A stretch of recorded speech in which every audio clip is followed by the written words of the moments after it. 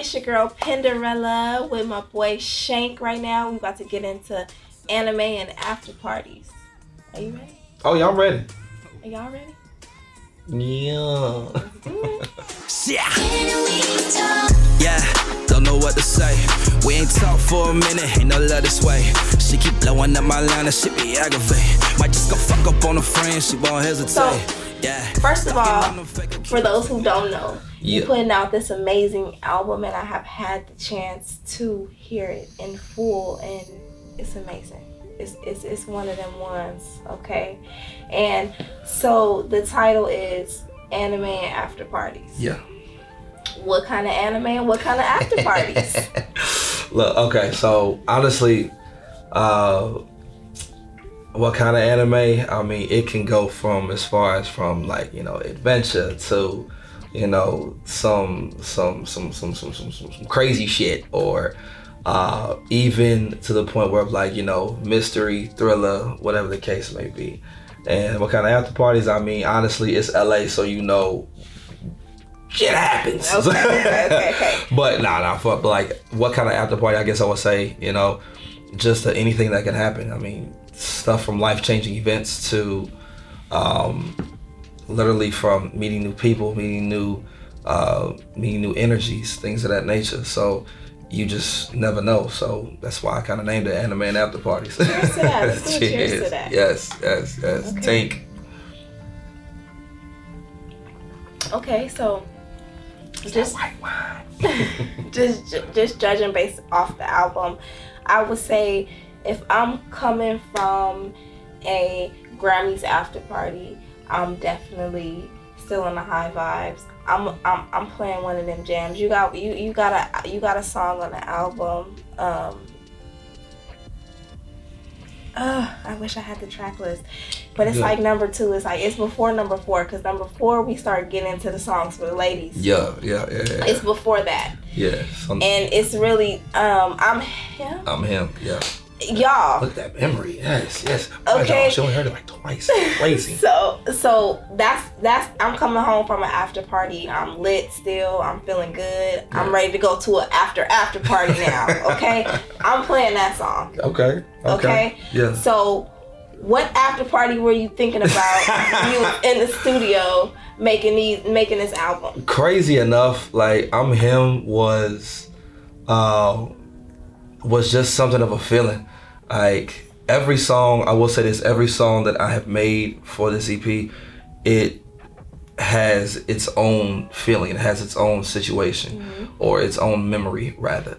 And with I'm him, I mean, like I was just thinking about, you know, all the events that I do for like hosting wise, things of that nature. And it's like when I'm on stage, I just feel like I'm that dude, like I'm that nigga, so I'm him, you know what I'm saying? I'm a himothy. But, right, you feel me? So, but like that specific song itself, it just kind of created a whole identity as a whole. Yeah, because when I'm telling you, when it drops and I get the chance to listen to it by myself, I call me Hurlery. Okay, because the song is vibing and it's just it's amazing. So I appreciate that so much. I appreciate that. You're welcome. So, and then if I'm at home and I ain't quite made it out yet, I'm just chilling with the anime or whatever. You already know we talked about this before. I only know Inuyasha. I know about Dragon Ball Z. I know about Pokemon. I used to play it on the Game Boy Advance. Okay, couldn't tell me nothing. Okay. Yeah. And so we talked about that. You just said, you know, adventurous. You pull from that, but you were talking to me about Death Note. Of course. And so what inspires you enough about anime? Because this is something that's like a thing for you. So what inspires you enough from this genre of film making to want to create something around it, like a project around it? Of course. Well, like from the conversations he's talking about, y'all, was basically a conversation of, you know, me kind of telling her how much anime impacted my life. Like from the time from I was in high school to, you know, now since it's culturally accepted from our side, from our neck of the woods. I mean, all my anime heads out there, you know, when we were in high school, things of that nature, you know, it wasn't really accepted as it is now. And you know how I was talking to you about anime, you know, the Death Note situation. I actually had a song called Death Note, but that particular anime stuck something with me for a lot of reasons. One, you know, you have a character with a sense of morale, with trying to clean up the world, or, you know what I'm saying, in his own way. It's a fucked up way, but, you know, it's kind of like the lesser of two evils. And with that, you know, I kind of related just to the story as a whole. It's like, you know, this guy is just trying to find his way throughout the world, honestly. He's just trying to find his way throughout his emotion, his feelings, anything possible that's going through, you know, from a high schooler to a college student. And, you know, I mean, I usually write to, you know, either kill certain emotions or even get rid of certain emotions, just because, you know, I don't really know how to express it. So, of course, that was back in the day, but of course now, since I found music, it's been a life-changing alteration when it comes to me, you know, effectively penning out, you know, my actual feelings and desires. I like that. So, you know, anime has played such a big role in my life that it's affected music, which, I mean, a lot of artists do. You know, a lot of artists have, you know, taken from, you know, Dragon Ball Z, so many bars for, you know, Goku, Super Saiyan, Chi-Chi, whatever the case may be. And it's now became a cultural phenomenon to the point where you have artists like, you know, Megan Thee Stallion, you got people like Tyler, the Creator, you got, you know, a lot of these rappers really uplifting us nerds. You feel me? So and now you're part of that crew. Oh hell yeah. So well, the crazy thing is, I feel like I've always been a part of that crew. It's just, you know, I was never vocal about it, you know, until I was in college. What a way to be vocal with an album. Of course. Ain't no more vocal than that. Because now you get to get out on stage and, you know, go across the world and, you know, tour and share this experience with your fans. So in the studio, is anime playing on the TV when you in there? Yes. Oh God, yes. Oh God, yes. What else do you need in the studio when you in there? I need hookah. I need a hookah. I need a hookah, like Young Thug said, pass me the hookah. What flavor? Shit, that's a good question. Honestly, I'm more like a blueberry mint type of person, you know what I'm saying? Like, you stupid. But yeah, nah, like that always gets me in the mood, like, and honestly. In the mood for what? Having anime in the studio, it just gets me in the mood to just be better. Because it's certain animes I have on, especially if I feel like, you know, working, I feel like I need to outwork somebody, I'll play an episode of Dragon Ball Z. If I feel like I need to be strategic with something, I'll mess around and play Spy Family or anything of that nature. So when you cheating, is you playing Inuyasha? Wow, she's crazy, ladies and gentlemen. She's crazy. Because, you know, Inuyasha had 2 girlfriends. Why she calling that man Inuyasha? It's Inuyasha, y'all. Come on. I'm fucking with your Hey, you know what? This is. He didn't have 2 girlfriends. He had Kagome and Kikyo. Did he really have her though? She was kind of like. What was Kikyo's purpose? What was she doing talking to? The nigga had amnesia. He had amnesia. Low key. The lost keys. Y'all have to listen to this song on the album. It called Inuyasha and Kagome. Inuyasha and Kagome. Yes. Inuyasha and Kagome. Yeah. and then play this back. And wherever this is at, wherever you're seeing this, drop a comment and let me know whose side you on. Yeah. Like I said, if you're ready to cheat, are you watching Inuyasha? No. First of all, black men don't cheat. Shout out to Charlamagne the God. I love that for y'all. But for me, you know, those types of animes, especially if I'm in the studio, really just want to create. I'm playing like any type of fantasy type of anime that just shows the creation of something, you know what I'm saying? Just something to get the juices flowing. Like, there's actually this one anime called Full Metal Alchemist where, you know, that entire that entire subject matter or that entire theme is about creation. It's about give and take. Okay. It's about equivalent exchange. To the point where it's like, okay, if I'm giving my all to this, I know for a fact I'm going to get something back out of it. If I'm half-assed it, I'm going to get some half-assed situation. Right. So that's something that's always been also a relevant part to my life. You know, as I'm moving and grooving and shaking through things from music to hosting to acting, things of that nature. That's a nice pivot. So, come from Indianapolis to LA. And we still working on getting moms out here. Hey, moms. What up, Mondos? Hey, mom. And what's the biggest culture shock? Whoo! Being from Indy, it's, you know, I mean, we have a good culture out there in Indy. You know, it is what it is. You know? It's Indy. Yeah, Indianapolis. The cool you know, people say Indy. Yeah, that's how you. Cool people say Naptown, but okay, Naptown. But yeah, I mean, we have our own culture. We have our own, you know, everything from, you know, the Indie Black Expo to Long's Donuts to a lot of staples that we just have and we call it our own. But I would think one of my biggest culture shocks wasn't out here. It was actually in North Carolina when I went to school. I went to school at a HBCU for a year, North Carolina A&T. What's the chant? Y'all had a chant? Huh? You know how HU got the... Oh, shoot. Yeah. I know how HU got the HU, but I mean, we got the Aggie Pride. So... do girls do that too? Or is that little masculine? No, girl. No, you will hear a shorty be like, Aggie Pride. So all that stuff like that. So, okay. But, you know, even though I got to experience it for a year, it was a cultural shock for me like crazy. It was a good one? Oh, God, yes. Okay. God, yes. I mean, seeing the most beautiful black women I've ever probably noticed in my life from that time. I mean, just different creeds, different shapes, sizes, everything just coming from every part of the world. If you could design your own black woman, what would she be like? Oh, we'd be here for hours. We don't want to get in that. We'd be here for hours.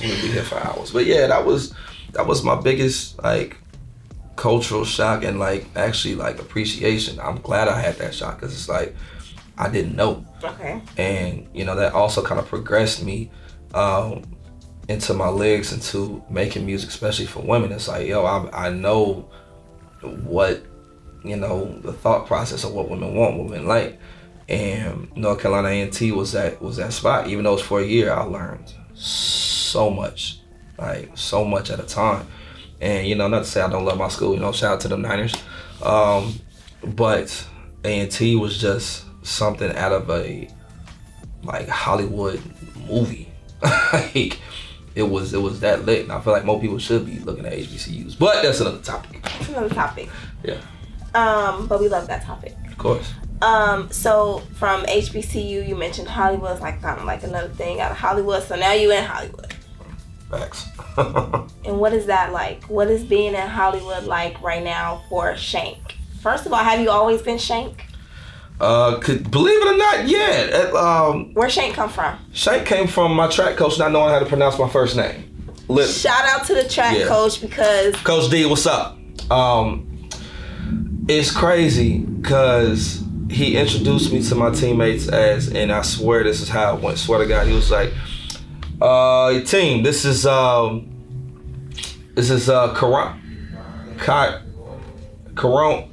this Shank team, Team Shank. Okay, and then after that, like, it took on. He called you Shank every day after Shank that. every day. Teammates called me Shank, and I'm like, all right, cool, you know. Did you like it? Were you offended at first? Were you like, damn? Slightly, but then like it started to take, like I said, a whole different persona of its own. Mm-hmm. So it was like if you knew me, you know, you knew me as Khyran, you know, the people that really knew who I was, and but then Shank. If you saw me out there on that field kicking up dust, you already knew it was Shank out there. Shank. Okay. And so now you still killing shit. You killing shit outside. Yeah. You got the hot water cornbread cracking. Everybody's been going to that event. I feel like that has grown as far as I'm an LA resident. I have heard about it more and more as the years have gone on. Yeah. Shout out to Justin. So shout out to Justin. And so Shank, you just been killing shit since you got the name. You didn't really ran with it, and I love that. And so the journey, we still talking about the journey. So Indy, Naptown to North Carolina, HBCU, Maggie Pride. She said Maggie. Oh my Is God. that how you say it? Oh my God. Wait, scratch that. Don't even play that. Aggie Pride. Okay. I don't know. Just do it. I love you. It's so great. So now you're in LA with it, and now you got this whole situation going. Is hot water cornbread your favorite on a soul food plate? Yeah, yeah, of course. Like this whole transition. Who makes your favorite hot water cornbread? First of all, I've never had hot water cornbread a day in my life until I got it out here. What? Yeah, I got it out here. And so you called a whole festival hot water cornbread off of one experience, or what? How did that go? So crazy enough, this wasn't that particular party is mine. Is, you know what I'm saying, Justin, shout out to you, brother. What that whole experience is, we want to bring the South to the West. You know, we have a lot of people in my friend group have either went to HBCU or experienced, you know, a Southern life, a Southern lifestyle, and we miss that. Like we miss the camaraderie, we miss the dancing, we miss, you know, how everybody can be themselves, not no Hollywood situation, or it's like, you know, everybody worried about who at what table. It is what it is. So in this particular experience, I mean, he brought not only the feel-good partying, but the food, the atmosphere. Outside of the food, what's your favorite spot? What's your favorite when you walk into that festival? I mean, shit, my favorite when I get on that stage. But nah. Really, honestly, like the whole thing is my favorite. Like, cause it gets me, or it hits me to a point where it's like, I haven't seen this in so long. I haven't seen something like this in so long, where, you know, when we was in college throwing house parties, or even going to, like, you know, block parties, whatever the case may be, like, everybody was dancing, everybody was having a good time. Like, we didn't even know what a section was. Like, and even if we did, we deemed it as lame, because it's like, you know, why we sitting in a section for? We trying to, you know, dance with some people. We trying to make it happen, right? Get it cracking, right? So when I walk into that festival, it's like, man, it's just a blessing, and it reminds me, like, there's still, you know, a type of vibe where people can just have fun and just, Black you know, people still value the friendship. Yeah, and be themselves, you know. So that's for me, you know. That festival is near and dear to my heart. And so Juneteenth, you turning up? Oh, Juneteenth, we're going the fuck up. Yeah, Juneteenth, we're going up. Okay. I'm excited to see you in action up there. Spinning around back to the album. What's your favorite studio night? Can you remember? Do you have a favorite studio time? Wow. Damn. It's two. I'm tied for two. One was actually a session back in Atlanta. With my brother King. Shout out to King, by the way. There was a session we had. I was making a song called Late Nights. Crazy enough, I actually wrote it on a plane when we were going to Vegas. Okay. And when we came back to Atlanta, we recorded it. It was just, I mean, just fantastic. But that ties with a song I made called Shank's Rain. Okay. And that was a crazy memory just because I got cheated on. And that song happened to come out of me. My man's ended up producing it for me. He was like, dude, like, you can't be in the house soaking, like, we need to write this down. So he made this joint for me. I'm like, oh yeah, this is it. And then crazy enough, the man who's even recording this right now, shout out to Marcus. We didn't make it a regular video, like a music video. We ended up making a short film out of it. So that studio night, me and Rose were just talking about it, and we was like, dude, this can't be a regular video. Like, this can't be.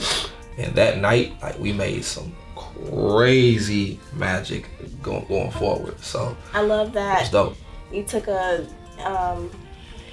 bag of lemons and made lemonade. Mm-hmm. And it's beautiful. I like that song, actually. Can't wait for you guys to hear this. He really did his thing on here, just as far as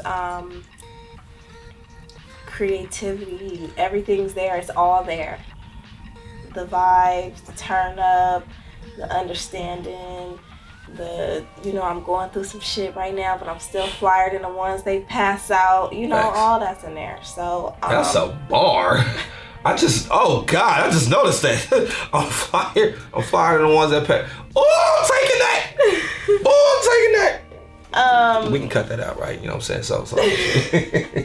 Nah, I'll give you some publishing for it. Just period. I like the album. I like the whole thing. So, and just the journey of it. You have explained it a little bit here, just from moving, and you came to LA, and then you say you dibble and dabble on some acting and stuff. Is that still something that you want to do with your career right now? Of course. Music, I love making it. I love writing. I've always loved writing, but I've accepted what I want out of entertainment. I still love music. Hell, if I end up getting a hit today, I still, make music. But I find music is just a key, honestly, a key to something bigger. And, that's no disrespect to any other artists that just, live and breathe for music. That's all they know how to do. But I love hosting. I love acting. I've always looked up to these artists or entertainers rather, like Jamie Foxx, like Childish Gambino. That can just do multiple things, of course, as far as creativity is concerned. Yeah. Or even, like a Tyler, the Creator, people that are, soul triple threats. And, as much as I gotta give him his props, even Nick fucking Cannon. Dude, he does his thing, but at the same time, he's managed to create an empire for himself. From rapping to acting to, hosting some of the biggest, prominent shows on television, and, even going into ownership via the whole Viacom and, Team Nick situation. That's the type of goal, and that's the type of, dream that I've been wanting. So, everything that's been happening right now, as far as the slow burn is what I like to call it, from independent projects that I've done, that I've been a part of, acting wise. I'm actually in a mini-series called Vixens. It's on YouTube. It's a YouTube series. And, making my own short film, Shank's Reign. Again, shout out to Marcus and Jonathan. And then even to hosting, such as, clubs, festivals, parties, and now making music. It's just now, whichever one takes off will be the key. Do you have a favorite crowd that you've ever hosted in your career? That's a good one. Damn. A favorite crowd, I would probably have to say the Hot Water crowd. It's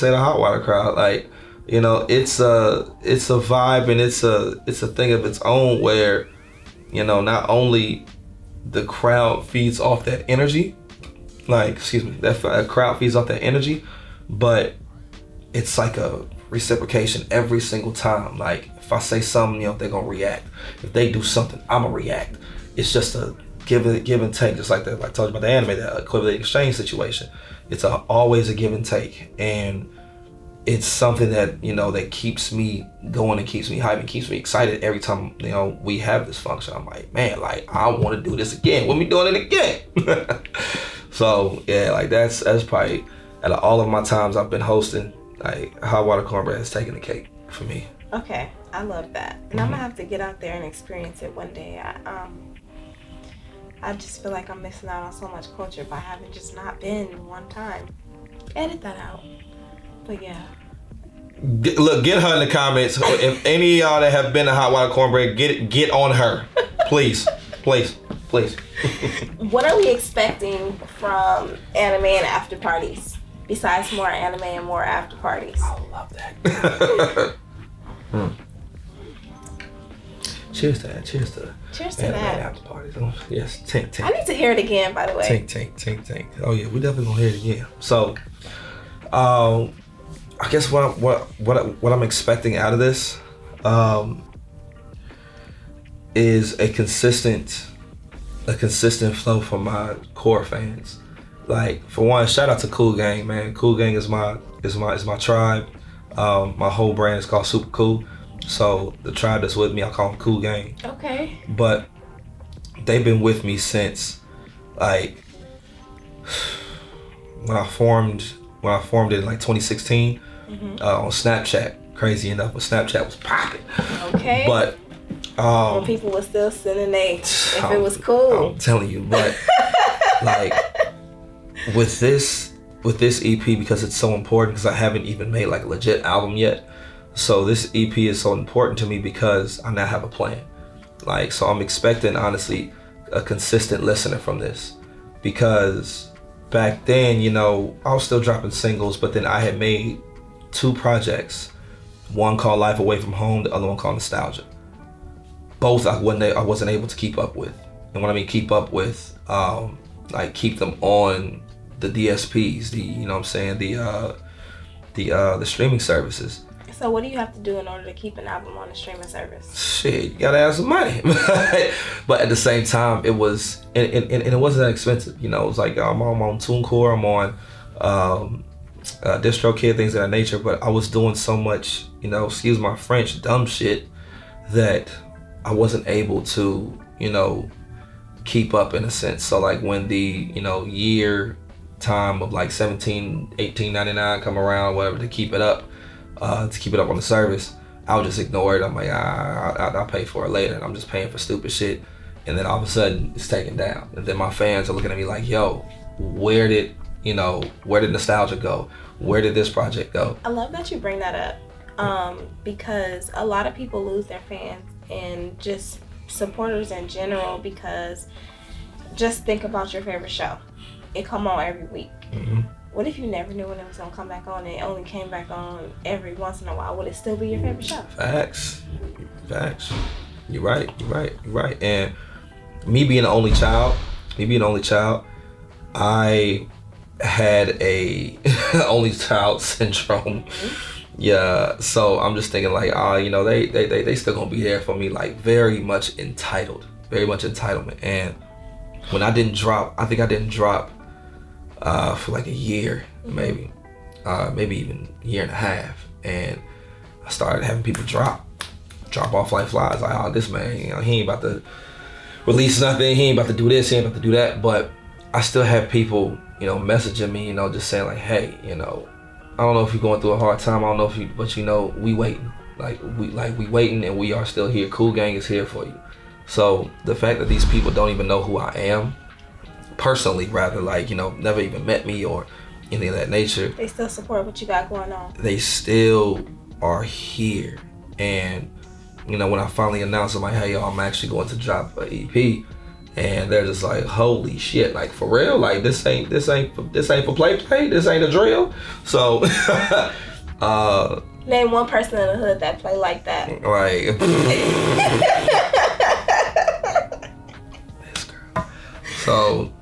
So having that is just important to me in a whole different level than even what I can fathom. So now what I'm expecting of this album is just, or EP rather, is just consistency, and having that consistent push for, you know, 6, 12, 14 months, where it's like, okay, he's serious, we know he's serious. And as I'm doing it, I'm still, you know, making other tracks in the background, you know, whatever the case may be. But like, you know, I'm expecting to do, you know, other shows from this. I'm expecting to, you know, formulate how Brent Faiyaz did, and, you know, going off of the analytics and like, okay, hey, we got this group of people over here listening heavy, we got this people over here listening heavy, like, and now really, that you're taking, I'm sorry. No, you good. Now that you're taking artistry more serious, and it's come from your hosting opportunities. I mean, obviously music was always inside, and this is just something that you're embarking on right now consistently. where did the change happen, or where did the love or the switch or the gear shift happen from hosting to full artistry? That's crazy you say that, because the artistry was always first, and okay, it's not your fault either, because it's literally my fault. And you know, even my DJ has said like, look bro, like nigga, you are good at these things, but I know you are an artist. Like, that's just on you. This is in you. Yeah, like I know you can do this. Mm-hmm. And it's like, you know, you gonna have to, you know, stop trying to be perfect when it comes to this.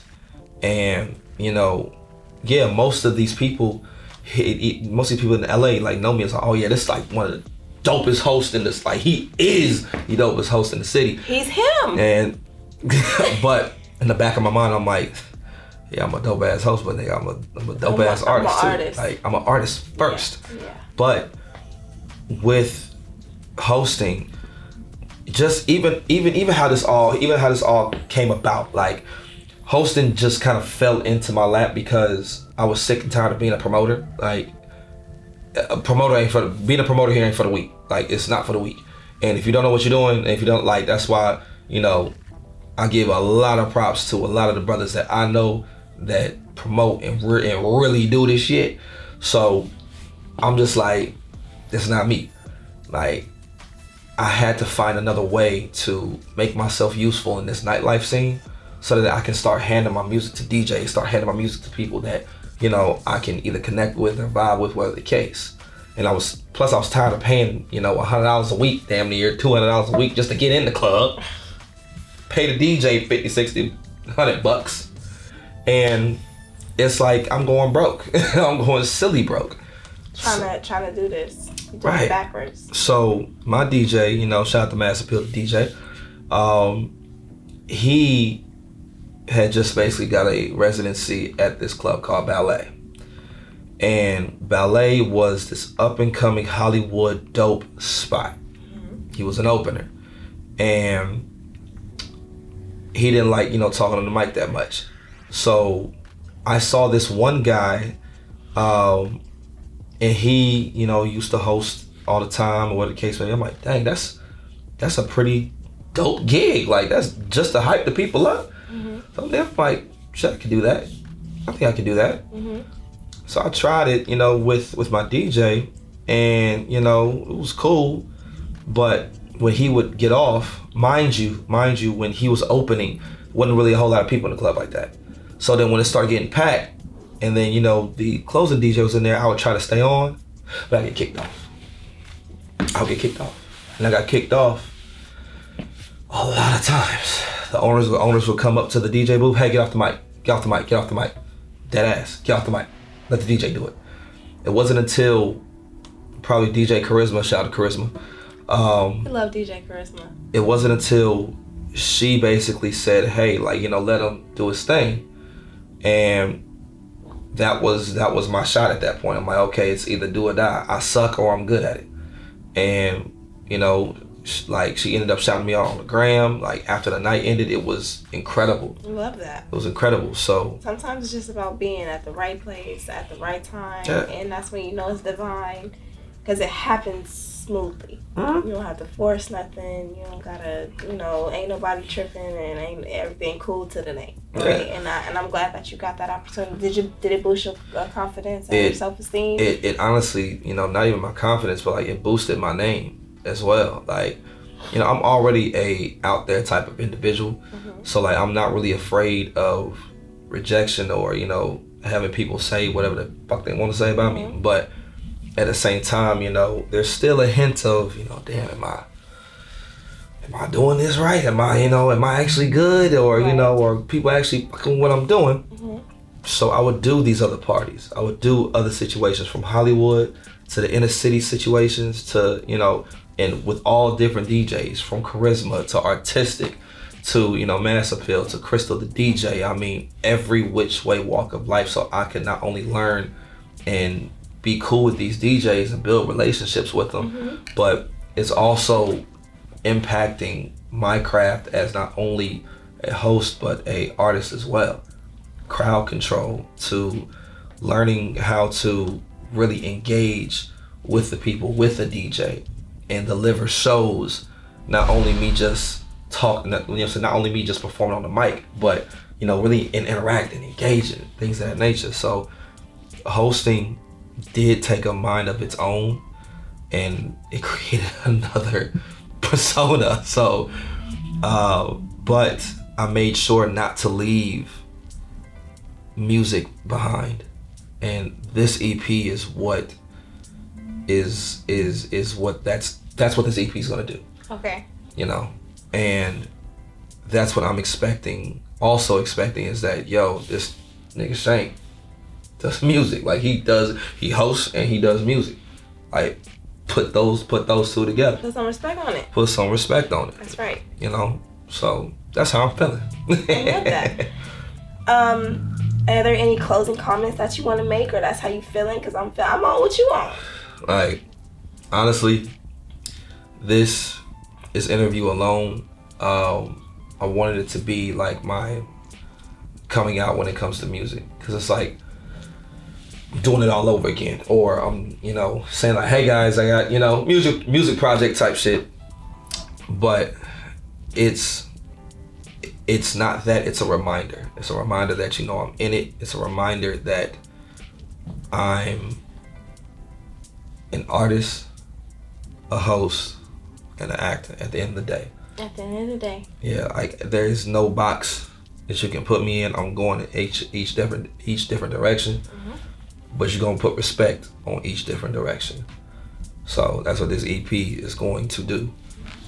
Feel me? And I love it, and I love it, and I can't wait to play it again. And before we head out of here, let's play a game. Oh, let's play a game then. Let's do it. I like to end my interviews. So, actually, can we get 30 seconds on the clock? 30 seconds? What type of game we about to do here? 30 seconds. Type of game we about to do? This is a game that I like to call this or that. Oh, okay. So some jigsaw, saw type shit. Right. So I'm gonna throw some stuff out there, and it's gonna be this or that. Okay. All right. Okay.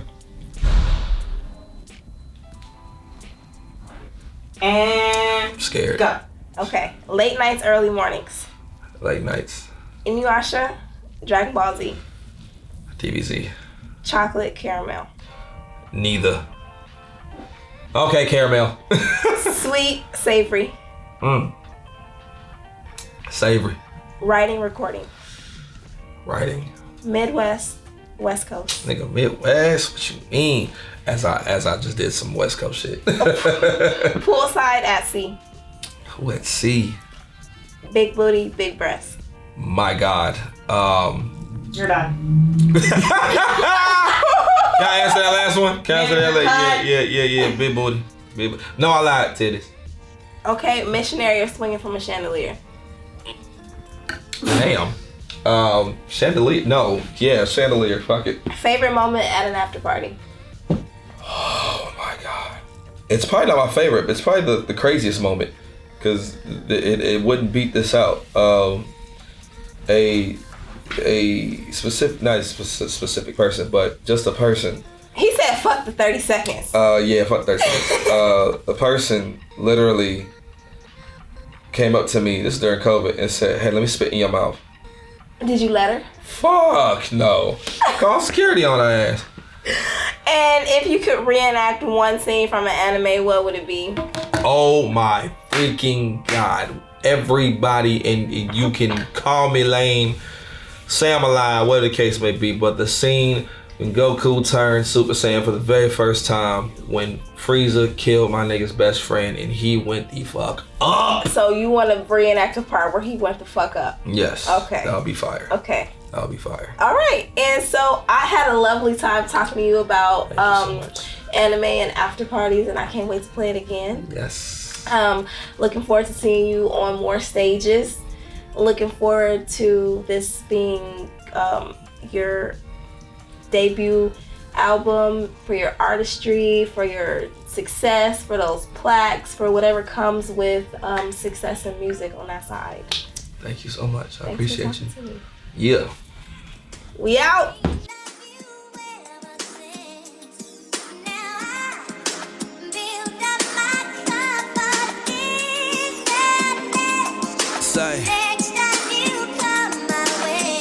Oh, oh.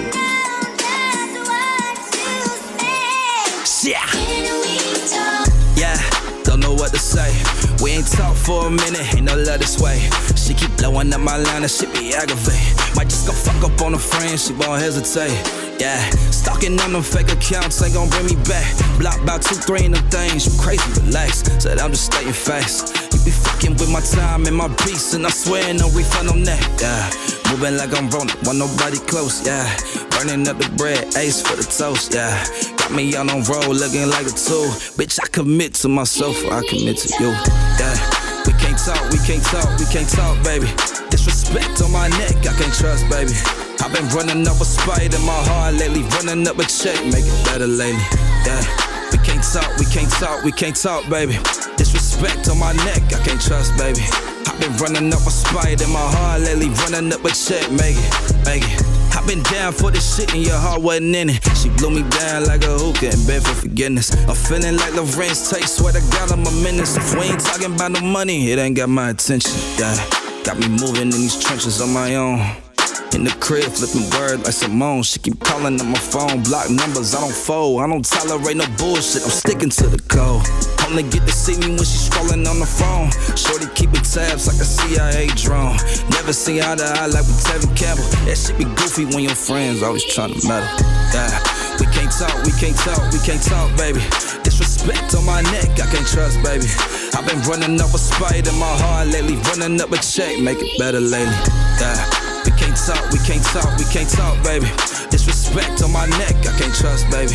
I've been running up a spite in my heart lately, running up a check, make it, make it.